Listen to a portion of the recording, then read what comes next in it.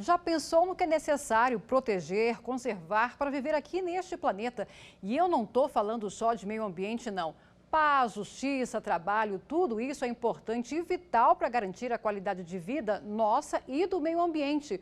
Hoje, mas sem perder de vista as gerações futuras. É o chamado desenvolvimento sustentável. Para assegurar um futuro mais otimista, a Organização das Nações Unidas estabeleceu 17 objetivos para mais de 193 países que assinaram um documento em 2015. Metas que devem ser alcançadas até 2030 por essas nações, inclusive o Brasil. E a gente começa pelo essencial: água. A água é um recurso natural essencial à saúde, economia e à qualidade de vida. É uma das nossas maiores riquezas e necessidades.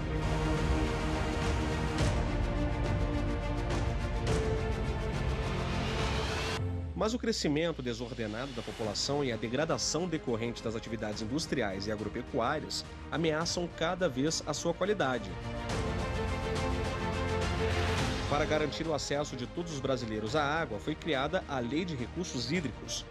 Ela diz que a água é um bem de domínio público, um recurso natural limitado, dotado de valor econômico, que deve ser cuidado pelo poder público e pela sociedade. A água é um recurso esgotável. Se não cuidar, ela pode acabar.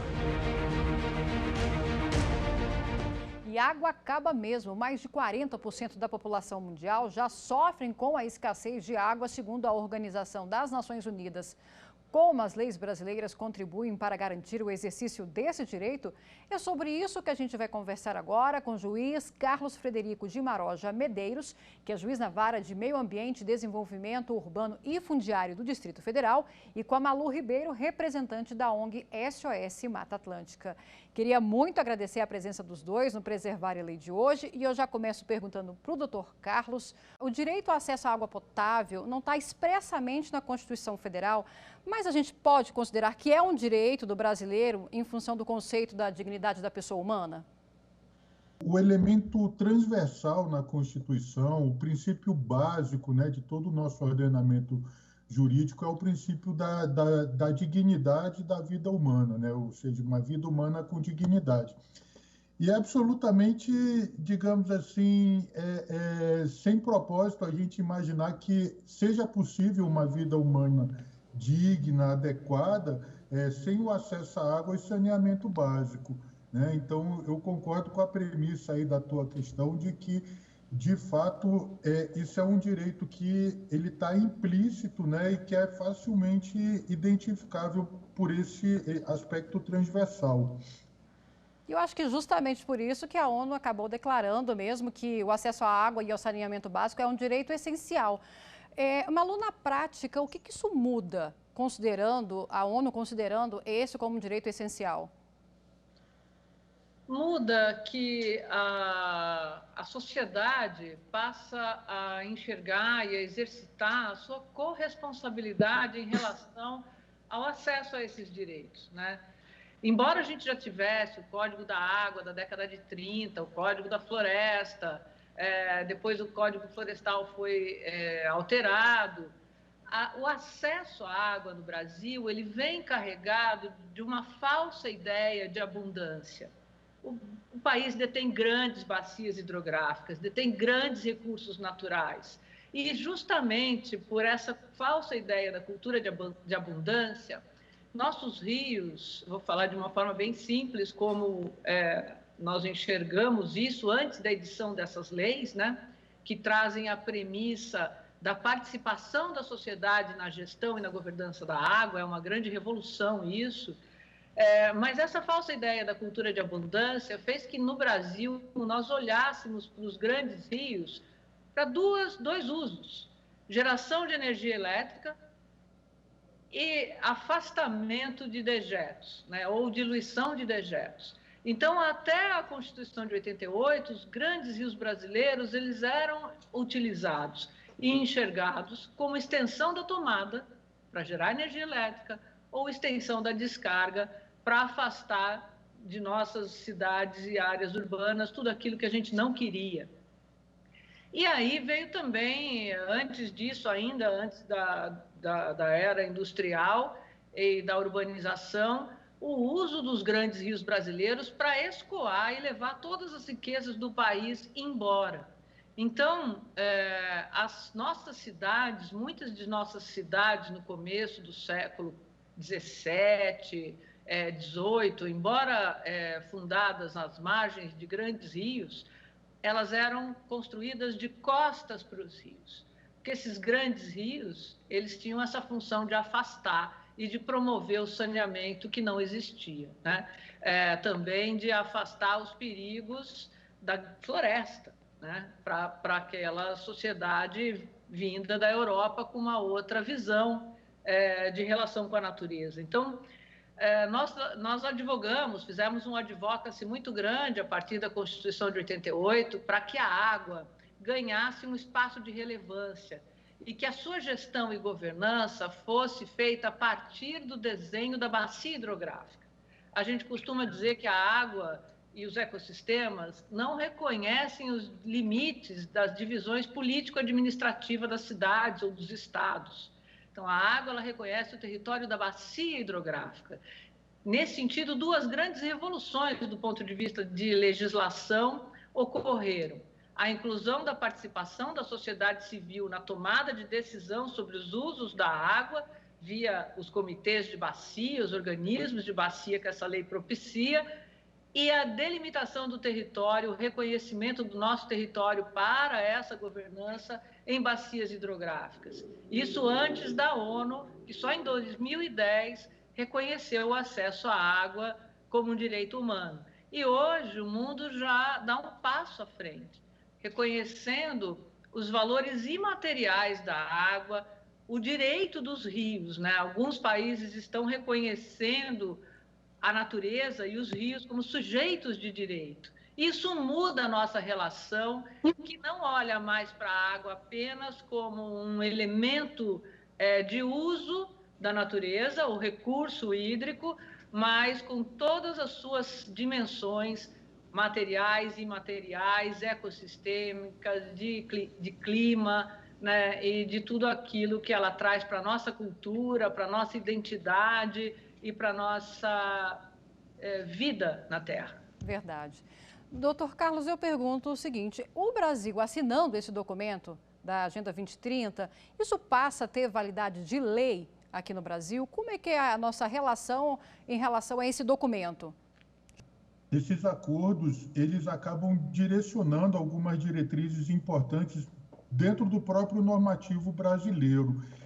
E o nosso marco regulatório, né, do saneamento básico, que também define aí o uso e captação de água, ele assimilou várias dessas diretrizes aí, que inclusive não são nem diretrizes novas, né? Esses objetivos de desenvolvimento sustentável, eles já eram reconhecidos desde uma convenção que houve na Irlanda em 92, ainda na época da Rio 92, inclusive no que tange, por exemplo, ao reconhecimento da importância da mulher no trato aí das políticas públicas relativas ao saneamento básico, ao reconhecimento da água como sendo um bem público, embora também com relevância econômica, né? Então, ainda que você considere, digamos assim, uma força menor, né, digamos assim, de obrigatoriedade dos Objetivos de Desenvolvimento da ONU, eu diria que eles já estão, de certa forma, incorporados ao nosso ordenamento jurídico.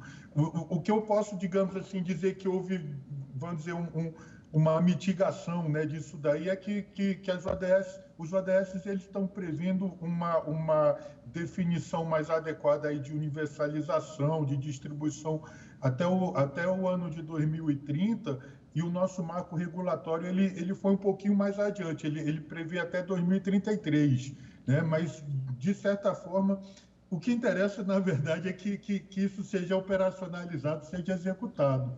É né? verdade. Então, eu acho que é perfeitamente viável você dizer que Esse ODS, especificamente, ele já está incorporado ao nosso ordenamento jurídico, tá?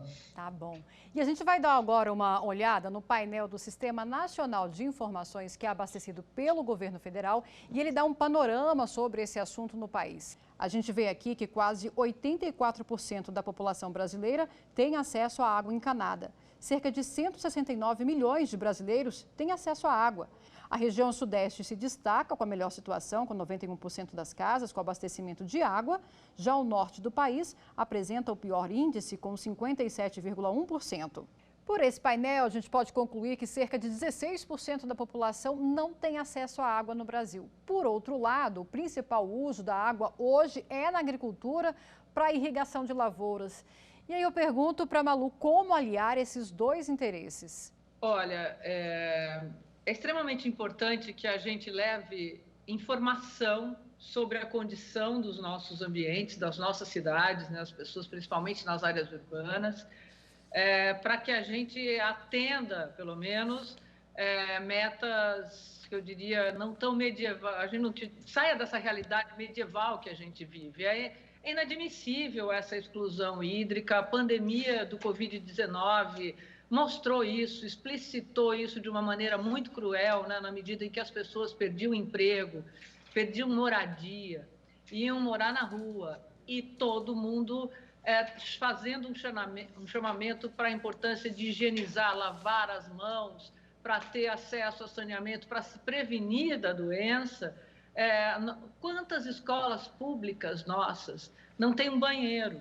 Né? E o direito, como disse o doutor muito bem, o direito ao acesso ao saneamento, ele é condição básica para você acessar os outros direitos, né? Porque sem saúde, sem essa mínima condição de saneamento, você não consegue aprender, prejudica o aprendizado, prejudica a sua atividade, o exercício de atividades econômicas, né? Um país que não investe em saúde pública, e saneamento é saúde pública e ambiental, é um país que vai ter um subdesenvolvimento. Então, nós precisamos tirar esse retrato. E a lei anterior do saneamento básico, ela não permitia que o poder público levasse saneamento básico, a tratamento de água, coleta e tratamento de esgoto para as comunidades irregulares, para os usos informais da terra no Brasil. E se você pegar as cidades, capitais como Rio de Janeiro, Curitiba ou mesmo São Paulo, só em São Paulo, nas áreas de mananciais, quase 3 milhões de pessoas moram de maneira irregular na cidade de São Paulo. Então, a própria legislação não permitia que o saneamento fosse levado para essas áreas. Eram áreas que deveriam ser protegidas. Na cidade do Rio de Janeiro, então, a geografia de ocupação dos morros, toda a tradição de ocupação desses morros, faz com que a gente tenha um apartheid de direitos entre esses cidadãos. O cidadão que mora na cidade formal e aquele que mora na cidade informal. Agora, nós temos um outro problema em relação à água, quando a gente olha para essas metas, né? A lei das águas do Brasil, ela coloca que o uso prioritário da água em caso de escassez, ou mesmo de forma normal, é o abastecimento humano e a dessedentação de animais. Então, os outros usos, públicos ou privados, os outros usuários da água, eles têm que seguir outros dois princípios, que é o princípio do usuário pagador, usou bem, devolveu a água para o ambiente, pode até ser reconhecido como um conservador de água e receber por isso. Usou mal, tem que ser sobretaxado, desperdiçou, tem que ser sobretaxado por isso, para compensar o seu dano. E o princípio do poluidor pagador. Quer dizer, não dá mais para a gente falar em escassez hídrica na região sudeste do Brasil, sul, ou nos grandes centros urbanos, só por falta de chuva. A nossa principal exclusão hídrica e falta de água nessas regiões é a falta de saneamento. Os rios estão poluídos. E o mesmo acontece na bacia amazônica. Eles estão poluídos por mercúrio proveniente de atividades minerárias, por alteração do manejo daquelas bacias hidrográficas e ecossistemas, e isso impacta na sociedade. Então, para vencer esse desafio, tentando responder a sua pergunta e perseguir essas metas, não é só o saneamento básico que importa, mas aquilo que a Unesco tem trazido, o saneamento ambiental, a visão integrada desses direitos e desses deveres que nós temos em relação a usar a natureza para as nossas atividades, tanto de sobrevivência quanto econômicas. Preservar a Lei de hoje faz uma pequena pausa, a gente já volta.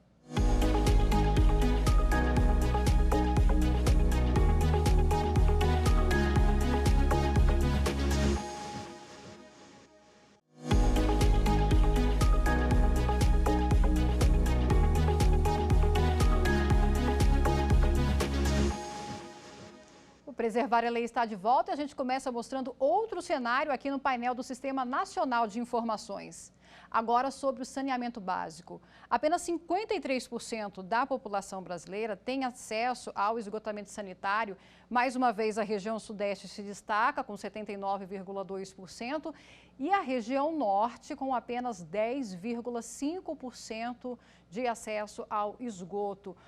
Malu, esse novo regulamento, o novo saneamento, a lei do saneamento básico, pode contribuir para universalizar esse direito? Olha, há uma grande oportunidade nesse novo marco, ele traz conceitos extremamente importantes e ele traz metas, né? Eu acho que isso, um país e os governantes têm que se comprometer com essas metas. Agora, mais importante para a nossa sociedade, para quem está na ponta, é que haja e sejam mantidos e reconhecidos os instrumentos de governança. O controle social desses serviços, as agências reguladoras vão ter um papel extremamente importante de garantir à nossa sociedade voz, né? A gente está aí há mais de 2 décadas na luta pela implementação dos comitês de bacia, dos organismos de bacia, para que a sociedade tenha voz ativa na hora de deliberar sobre os usos da água e todas essas políticas públicas que a gente já falou. Agora, nós precisamos vencer o desafio de que o investimento em saneamento básico é um investimento em saúde pública e que usar rio para diluir esgoto é a forma mais perversa e absurda de desperdiçar água.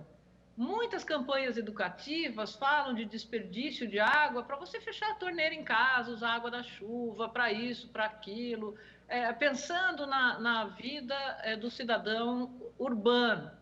Mas o maior desperdício, ao nosso ver, inadmissível e que desrespeita todos esses direitos que a gente vem conversando aqui nesse programa, é usar rio para diluir esgoto. E isso vai mudar quando uma norma que foi instituída no Brasil pelo CONAMA, que é a 357 de 2005, essa norma trata do enquadramento dos corpos d'água, ela trata da qualidade da água dos rios do Brasil. Os rios nossos brasileiros, qualquer um deles, refletem o nosso descaso com essas políticas públicas.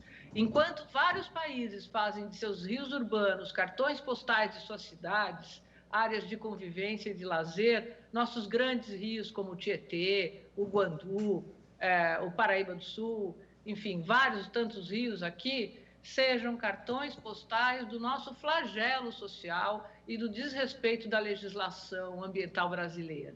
Doutor Carlos, como é que o senhor vê também essa novíssima regra da Lei de Saneamento Básico brasileira?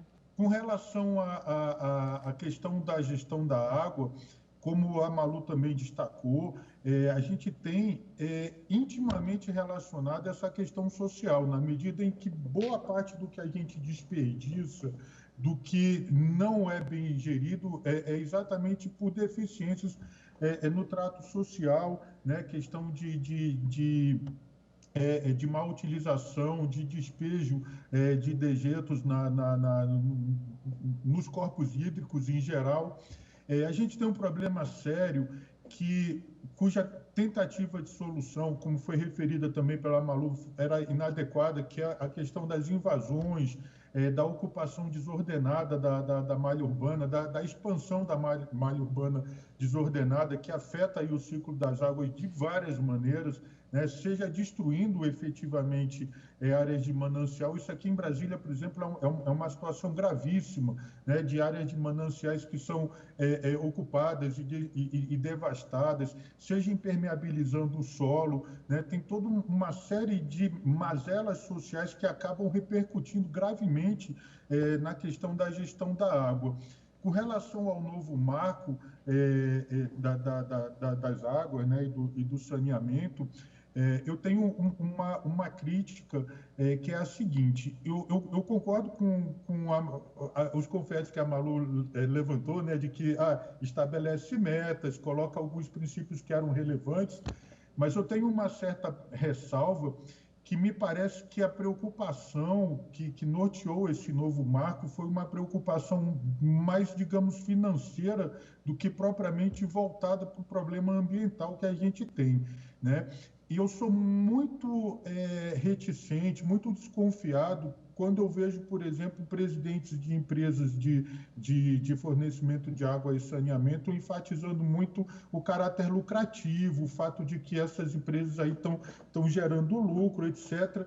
E houve uma preocupação marcante nesse novo marco de, digamos assim, distribuir esses lucros. Eu acho isso sempre muito temerário. Assim, nada contra, né, o fato de que empresas existem para ganhar dinheiro mesmo, isso faz parte do sistema em que a gente vive, capitalista, mas um tema estratégico como distribuição de água e saneamento básico, na minha opinião, não deveria se mover pelo princípio do lucro, pelo princípio simplesmente do financeiro, né? Porque a gente está falando de recursos finitos, né, que tem efetivamente uma relevância econômica imensa e vai ter mais ainda, né, especialmente dentro desse contexto de aquecimento, de mudança climática, né, esse contexto em que a gente tem descoberto aí de modo doloroso, né, a importância das águas. Em São Paulo experimentou escassez hídrica, o Distrito Federal experimentou escassez hídrica, né? Então, a gente não pode, por exemplo, pensar no seguinte: vamos estimular o consumo de água, né? Que é o que a gente pensaria dentro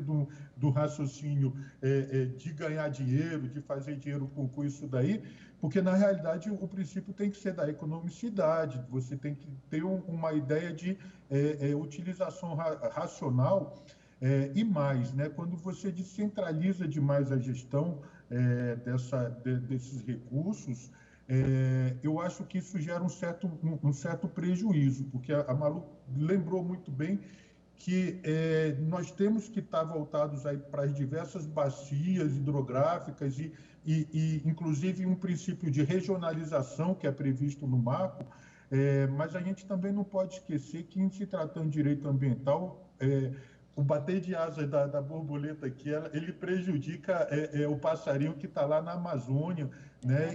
E uma centralização mais adequada.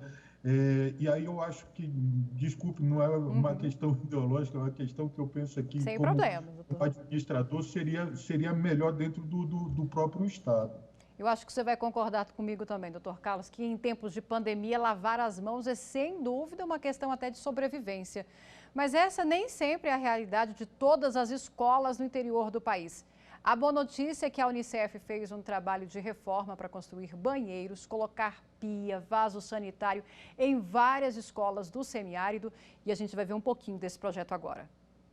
O projeto Vim para a Unicef começou em 2013 e mostrou a realidade de mais de 450 mil crianças do semiárido brasileiro que não têm saneamento e água de qualidade em suas escolas. Banheiro é um pai assim ali, né? É difícil ir no banheiro da escola. Eu prefiro que o banheiro fosse limpinho. Mas já não é? Fazer o quê? Milhões de pessoas se engajaram a esta causa e, por isso, essa realidade está começando a mudar. Escolas foram reformadas e ganharam banheiros, acesso à água de qualidade e ao saneamento adequado.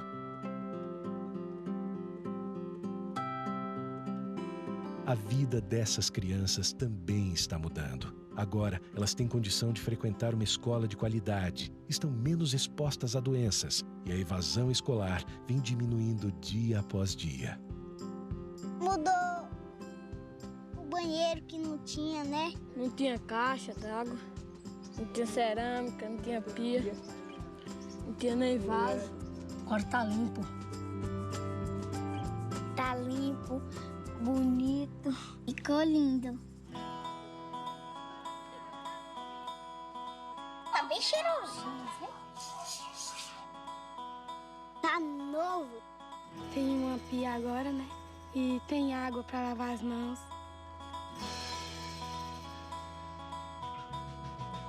Não tinha pia, não. Até agora. Não tinha como fazer esse trabalho de ensinar ele a lavar as mãos. Dá pra lavar os pratos, lavar as mãos antes da merenda pra eu não ficar doente. Dá uma olhadinha no espelho, pô, olha, sou tão bonita. Essa água é outra história, porque você vê a água que eu já fiz merenda aqui. Agora dá pra beber. É gostosa. Agora tá tudo bom, tá tudo bonito. A presença deles na sala de aula melhorou bastante. Todo mundo agora tá feliz. A gente não corre o risco de ficar doente. Nós temos uma responsabilidade grande aqui. Dificuldades existem, mas a gente tem que procurar resolvê-las, né? Estou aqui por dentro, realizado. Melhorou total. Como a gente viu aí no vídeo, existe uma relação estreita entre a falta de acesso ao saneamento básico e as consequências na saúde. E eu queria perguntar agora, para a gente encerrar o programa, que a gente está caminhando para o fim, o acesso ao saneamento básico também tem uma relação muito estreita também a esses outros objetivos do milênio, como acesso à saúde, bem-estar e até a própria educação, como a professora mesmo falou, não é? Tudo que a gente pensa em direito ambiental tem um sentido de transversalidade, hoje a gente fala que o direito ambiental ele é holístico, né? Porque realmente você não pode pensar num aspecto isolado, porque a natureza, o nosso planeta, né? Ele é todo interrelacionado, né? Então, assim, se você pensar por exemplo, em incremento dos órgãos públicos, né, em democratização, em geral, do acesso às políticas públicas em geral, isso está relacionado com as águas também, como foi, inclusive, digamos, discutido aqui ao longo aqui da nossa conversa, né? O interessante desse vídeo que ele me suscita é o seguinte: a lembrança de que toda preocupação ambiental, e isso é destacado na Carta Constitucional, ela é uma preocupação transgeracional. A gente está tratando de um interesse que não é só nosso, né? É um interesse, sobretudo, das gerações que vêm. E isso, para mim, me parece que fica muito claro que já há um conflito intergeracional em curso, né? Quando a gente pensa numa Greta Thunberg, né? que fica arrumando aí umas arengas aí com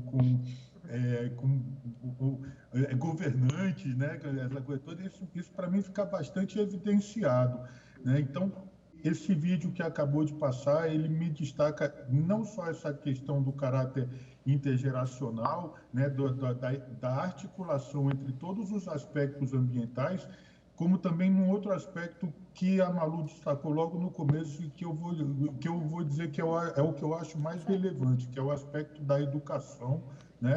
Toda educação é política, toda educação, ela quanto mais democrática é melhor, né?